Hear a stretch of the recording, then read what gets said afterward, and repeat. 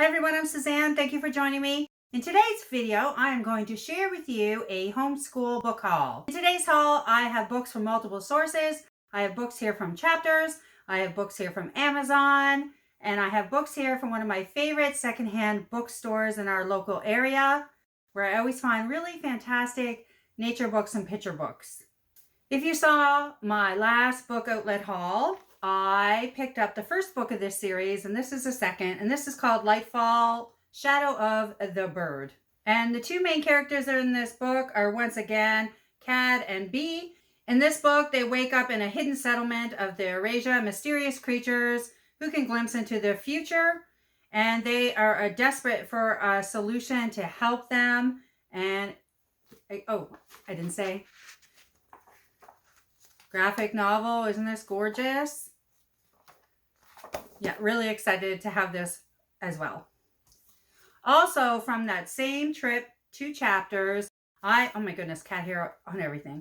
I picked up J. Rowling's The Tales of Beetle the Bard, and we are going to be using this in our What is Magic Harry Potter study next year. And of course, you can get this as a set of 3 in some of the smaller versions. I think we even had it. The reason I wanted it and was so excited when I saw it is because it was illustrated by Chris Riddell, and I love Chris's illustrations. Yeah, look at this. Absolutely gorgeous. So, of course, I find reading books with illustrations way more fun, not only for my daughter, but for myself as well. Yeah. And to be honest, I would have picked this up as soon as I saw it, even if we were not doing a Harry Potter study next year. But we are, so it's a perfect excuse. And I picked up this book. It was a middle grade book. It just sounded really great. Atlantis, the Accidental Invasion. In this book, we meet Kaya, who's grown up in the high-tech world of Atlantis. And she's always been fascinated by the histories and the legends of all the people that used to live above ground. Her father tries to persuade her from learning more about this, but Kaya can't help herself. And when a group of shadowy figures begin to try to erase those stories about the sun people above, Kaya decides to go above the sea and find out for herself. And in the world above, and where climate change and mysterious tsunamis threaten life on the surface, Lewis wants to spend more time with his scientific father, and he stows away on their research trip. So I'm guessing they meet. Now, this actually was a book that I received in our last book outlet haul, and I forgot to haul it in the last video. So I just wanted to show it here. This is a field guide, a Peterson field guide. I always love Peterson field guides. The reason I picked this up, it is for a little study that we're doing that is part of our morning basket, and we're reading Thornton. I wanted to say Thornton Burgess Bird Books because that's the one we just finished. But it's the next one. It's Thornton's, can't remember the exact title, but it's Thornton's animal book anyways. And we're doing a little study with that. So I picked this up to go along with it. And this is a Human Body Theater, and this is by Maris Wicks. And you might have seen this in one of my updates. I mentioned it because we are doing the human body study for the remainder of the school year. And this looks absolutely fantastic. I haven't read any of it, but my daughter has gobbled up half of it already. She couldn't stop reading it the first weekend we brought it home. It's really funny. And I discovered this because I watched an older video from ARG Schooling. And she showed it on there and said how much her 7-year-old daughter had loved it. And my daughter is loving it just as much. So highly recommend this one. This is a book that I picked up after we had it out of the library. This is called Classic Tales from India, How Ganesh Got His Elephant Head and Other Stories. And absolutely, we love the stories, and the artwork is gorgeous. This is such a beautiful book, and we love mythology in this house, and I've been trying to read a lot of different mythology, and not just the standard Greek mythology. So when we got this at the library, it was everything I had hoped, and definitely went on our wish list. And now we have it. Another mythological book, and this is actually fairy tales, myths, and divine stories from around the world. And this is Beneath the Moon. This is by Yoshi Yoshitani. And I honestly couldn't remember if I hauled this or not. And I quite frankly didn't want to go back through all the videos to see if I had. So I thought I would just put it in there because this is gorgeous and my daughter loves it. I love it too. Oh, so there's a different picture and the story is on the other side. So there's one on each page. Let's do it.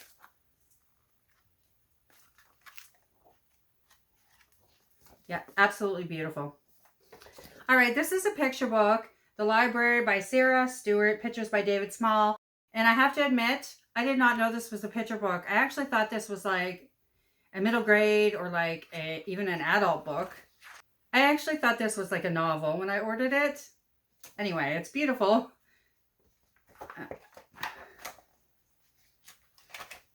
And this is about Sarah, and who didn't want to play with anything. All she wanted to do was read, read, read. And she fills her house up with books, which eventually she donates and starts a library in her town. It is really a fun story.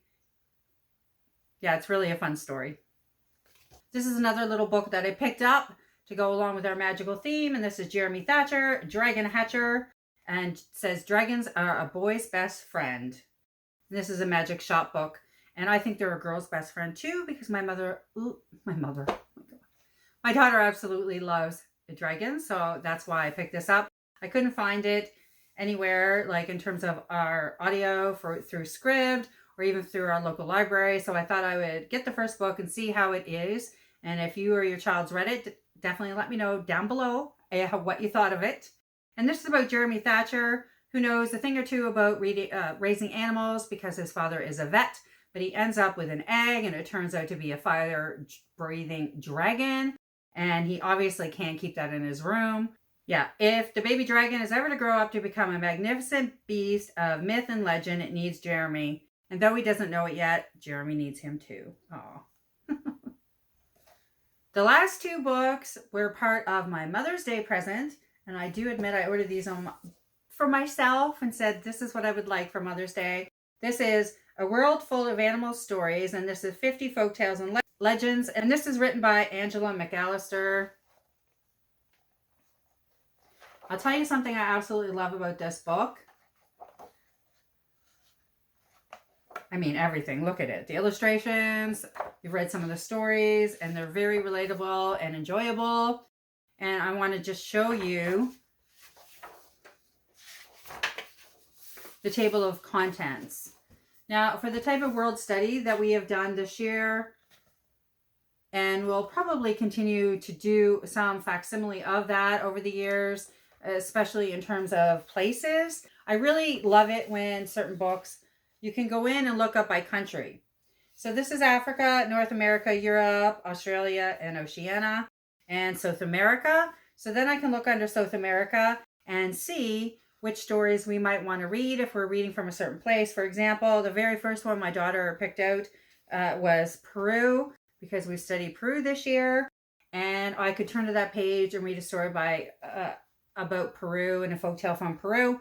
And that might seem silly, but I've bought other books with this hope and expectation for our world study, and that wasn't how the book was laid out, and I found that disappointing. Anyway, absolutely love this for that reason, and the stories really are fantastic. So, of course, now I've ordered another one of these books, and it seems to be a new series that will probably occupy some space on our shelf. Now, the next book I ordered secondhand from Amazon, and this is the second time I've ordered this type of book from Amazon. I guess I didn't learn my lesson the first time. It's just because this is part of a collection, and, you know, the corners are a bit beat up. And I wish I hadn't have bought this one. Yeah, I just wish I had bought brand new, particularly for this one, because I've wanted it for months, like literally months. And I think it's absolutely gorgeous. And I really wanted this hardcover. So now I wish for an extra $10 I had just bought the brand new one, because that's just stinky poo. So anyway, I won't be doing that again for hardcover books. Soft cover, sure, but not the hardcover. Anyway, the inside's gorgeous and in great condition. So that was my wine, but look how beautiful this is. So, this is the Newt Scamander's Fantastic Beasts and Where to Find Them. So this is illustrated by Olivia Lamench-Gill. Olivia Lamench-Gill. Yeah, absolutely stunning. All right, those are all the brand new books. Well, minus the Fantastic Beasts, book. I never thought of it that way because I bought it from Amazon. Now I'm going to move on to all the books that I picked up at a local used bookstore.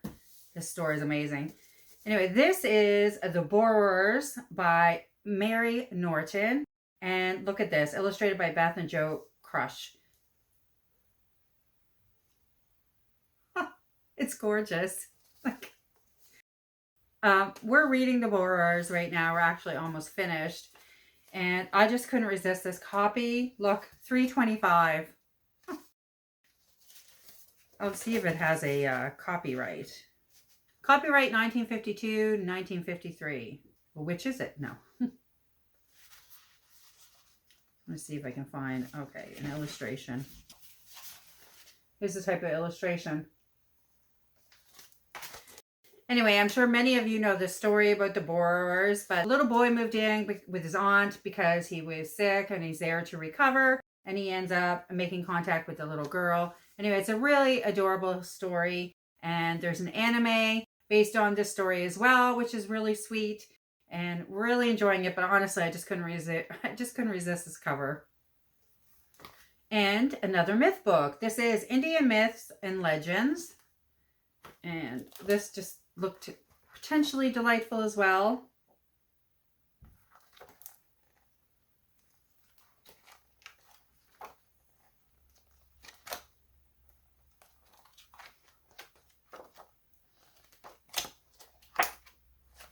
Says this is part of a powerful series of myths and legends from around the world.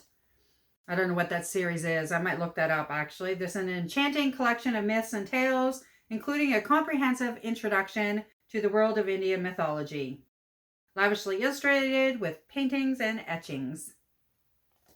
I picked up another copy of The Wind in the Willows, and this is illustrated by Eric Kincaid. I mean, I think you could have a lot of copies of Wind in the Willows. But look at this. I just thought this was so beautiful. I'm going to do a little research on the illustrators because I have my eye on another Wind in the Willows beautiful book. Like the cover itself, I think is kind of have linen and stuff on it. It looks beautiful. I mean, it just couldn't beat these illustrations, and I'm kind of curious if it's the same illustrator. Yeah. Funny enough, I haven't actually read Wind in the Willows, but it is something that Vivian and I will be doing. It's definitely on our agenda for the upcoming year at some point, or maybe it might even be next spring. But, and actually, as I'm like talking about this, by the time you see this particular video, I just realized as I'm saying that actually that before you even see this particular haul, you might end up seeing a video I did on that book guide. So if that's the case, I'll leave it linked up above up above. And if not, I'll definitely link the Anne of Green Gables up there, because if you love Anne of Green Gables, oh my goodness, definitely check out that book guide. I'm absolutely obsessed with the book guides from Hearth Magic, and I can't wait to do The Wind in the Willow too. I almost did it this spring, but we didn't have time. That's what happens when you love so many things. All right, I picked up The Book of Dragons. This is selected and illustrated by Michael Haig, and my daughter, I keep saying that, so I won't. Yeah. It's another dragon book that I think will be happily received in our house and will make for a great read. Now I picked up 2 owl books. We are going to open up our school year next year with an owl study, and we're going to create like an owlery for our Harry Potter study. And this I thought was just fun to add. I love adding storybooks to some of our studies, be it fiction or nonfiction. Now, this is in the form of a story, but it's actually a true story. A Place for Owls by Catherine McKeever, and these are true animal stories. This is about the McKeevers, and they have a refuge for owls, and they have over 100 owls. Yeah. So she rescues and releases and saves owls. Yeah, I thought that would be a fun read for sure. And another one of these older books for owls, but I thought it would be great.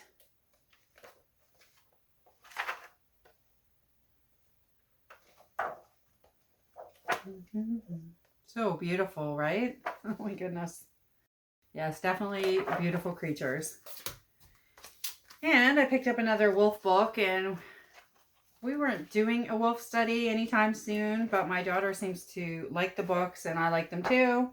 This is the second one we've picked up from a used bookstore in the last 6 months, I would say. They're just such beautiful, majestic animals.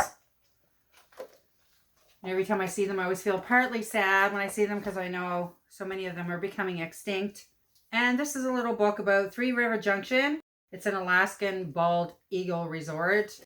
And I did ask Vivian if she wanted to do a bird of prey study after we do the owl study, and she was interested in that. So I'm going to look into that.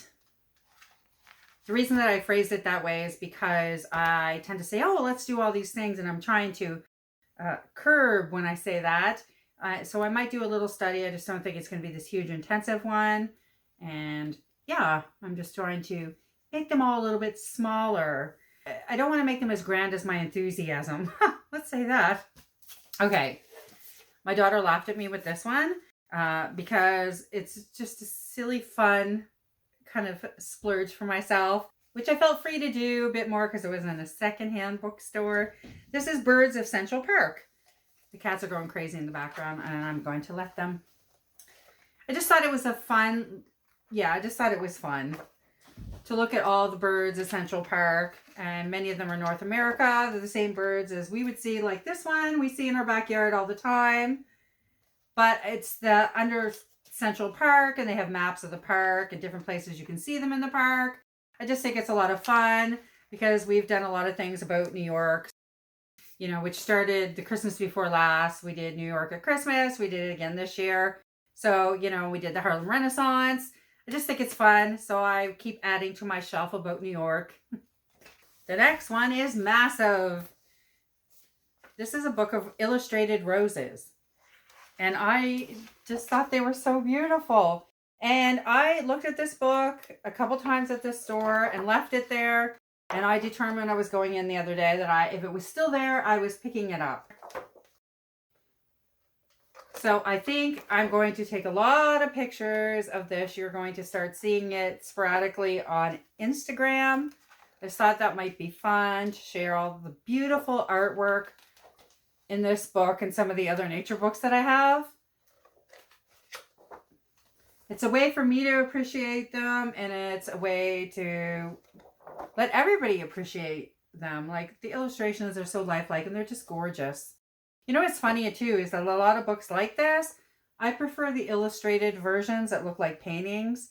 I find them really beautiful and soothing, and I want to look at them for quite a while, and I prefer them to photographs of roses. So yeah, you'll see more of these if you follow me on Instagram. All right, those are all the books I have to share with you today. If you have come across a great book that you're really excited about, please let me know in the comments below. If you like this video, please hit like. If you'd like to see more like it, definitely subscribe, and I will see you soon with another video.